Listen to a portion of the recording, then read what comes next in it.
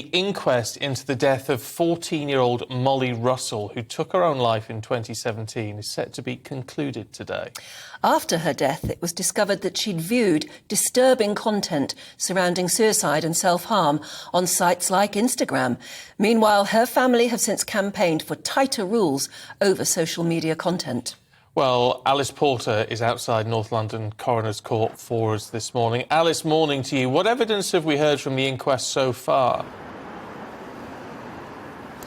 Good morning. Well, the court heard that Molly Russell had viewed more than 2,000 images in association with depression and self-harm and suicide, and a number of these were shown and played to the court. And to give a sort of indication of how disturbing some of the content was, there was absolutely no way we'd be able to broadcast it. And a child psychiatrist who was giving evidence, he viewed the content that Molly Russell had been looking at in the events leading up to her death, and he said that he'd been unable to sleep properly for several weeks due to the alarming nature of the content, and said that it appeared to glamorise self-harm.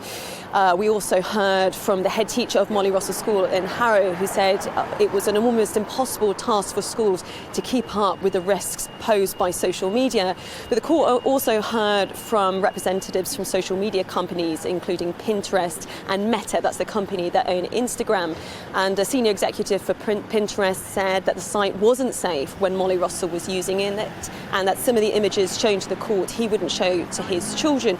There was a different tone from Meta, who insisted that the site was safe and that the images that Molly Russell had been looking at were safe in lead up to her death, although that was very much refuted by the legal team for Molly Russell, who said that the material that she was looking at was unsafe, that it was provided by social media companies, and they argued that that ultimately contributed to her death. And that's really what this will sort of rest on today, is how far social media contributed to Molly Russell's death.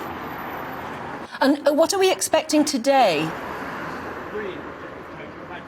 Well, Andrew Walker, who's the coroner presiding over this, he yesterday raised a number of concerns, and they were concerns about the algorithms used in social media to push content, which is something that I suppose we all sort of can see when we go onto social media. But in Molly Russell's case, because she was viewing already quite alarming and disturbing content, this was very much pushed to her even further. He raised concerns about the lack of age verification, and in fact called for separate social media sites for children, and also complained about just the lack of regulation for the content on social media. But he did say that this 2-week inquest that's concluding today, that it is a rare opportunity to make part of the internet safer. We should not lose it, and we should not let it slip away. Now, those are very, very robust comments that we had yesterday, and it will be really interesting to see what happens today, because this is very much a landmark case. Never before have we had a 14-year-old social media record so heavily scrutinised. Social media companies have made significant changes since Molly Russell's suicide, but depending on the facts and finding and the conclusion that we are expecting today from Andrew Walker, it could have profound consequences for social media companies.